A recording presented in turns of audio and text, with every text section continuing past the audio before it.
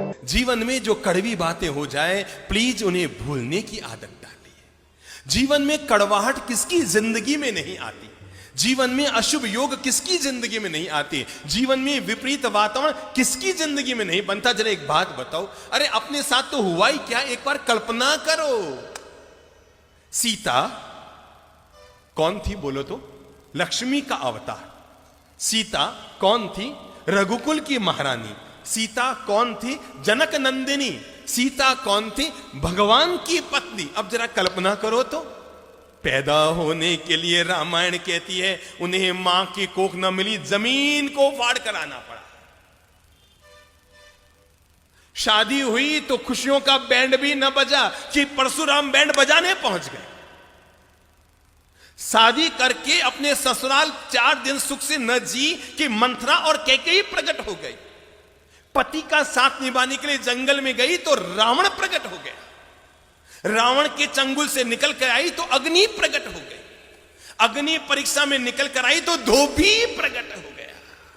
दिमाग लगाओ, दिमाग लगाओ सब लोग, हर भाई हर बहन अपनी जिंदगी को एक बार तोल लो कि अगर मुसीबतें जिसे हम जिंदगी में कहते हैं, अरे हमारी जिंदगी में मुसीबतें आई क्या है। हम में से कोई दावा नहीं कर सकता कि मैंने सीता की जिंदगी में जो मुसीबतें आई उसका 1% में मुसीबतें जिंदगी में झेली। हम में से कोई पुरुष दावा नहीं कर सकता कि जितनी साधना में तकलीफें भगवान महावीर ने उठाई उसका 1000वां हिस्सा भी हम में से किसी ने नहीं झेला,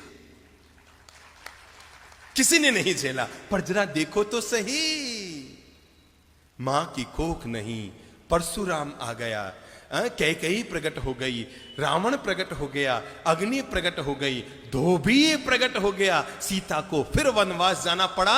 रघुकुल की महारानी को, भगवान की पत्नी को, लक्ष्मी के अवतार को अपनी संतानों को जन्म देने के लिए किसी ऋषि के आश्रम में जाकर शरण लेनी पड़ी। हमारी हालत उससे बोलो अच्छी? शाबाश, बहुत अच्छी। हम में से हर महिला के साथ ऐसा नहीं हुआ जैसा सीता के साथ हुआ।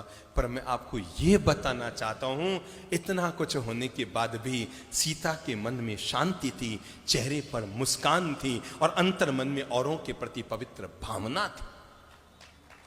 मैंने इसलिए कहा, जीवन में बुरा वक्त तो कभी भी किसी के साथ जीवन में आ सकता है, लेकिन बुरा वक्त आने के बाद भी जब वो वक्त बीत गया, हो गया सो हो गया, जो बीत गई सो बात गई, तकदीर का शिकवा कौन करे, जो तीर कमा से निकल गया उस तीर का पीछा कौन करे। उसने आपकी जमीन दबा ली, नो प्रॉब्लम, जो मेरा है वो जाएगा नहीं और जो चला गया वो मेरा था ही नहीं। किस बात को लेकर मन में विषाद कर रहे हो और किस बात को लेकर मन में पीड़ा कर रहे हो।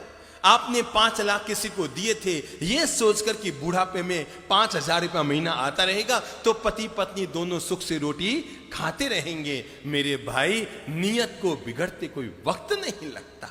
बड़े बड़ों की नियत बिगड़ जाती है और सामने वाले ने आपके 5 लाख दबा लिए। चिंता मत करो, ऊपर वाले की व्यवस्था बड़ी गजब की होती है। वो 99 द्वार बंद करता है, तब भी जिंदगी में एक द्वार जरूर जरूर जरूर खुला रखता है। 99 बंद द्वारों को देखना, इसका नाम है विषाद, और खुले एक द्वार की तलाश करना, इसका नाम है जीवन का प्रसाद। भूल जाओ, किसी ने आपके साथ गलत व्यवहार किया, कब तक उसकी गांठ मन में बांधे रखेंगे। किसी ने आपके 2 लाख डुबो दिए, अरे रुपये गए सो गए, कोई दिक्कत नहीं, आपकी नींद और चली गई, आपकी शांति और चली गई, आपकी मुस्कान और चली गई, आपकी सुख की रोटी हाथ से चली गई। रुपये गए सो गए, जाए भाड़ में। अरे सबके रुपये जाने ही हैं। आदमी जन्म लेता है ना तो लंगोट मां पहनाती, उसमें जेब नहीं होता, होता है क्या? और आदमी मरता है ना तो घर वाले कफन उड़ाते हैं, कफन में जेब नहीं होता।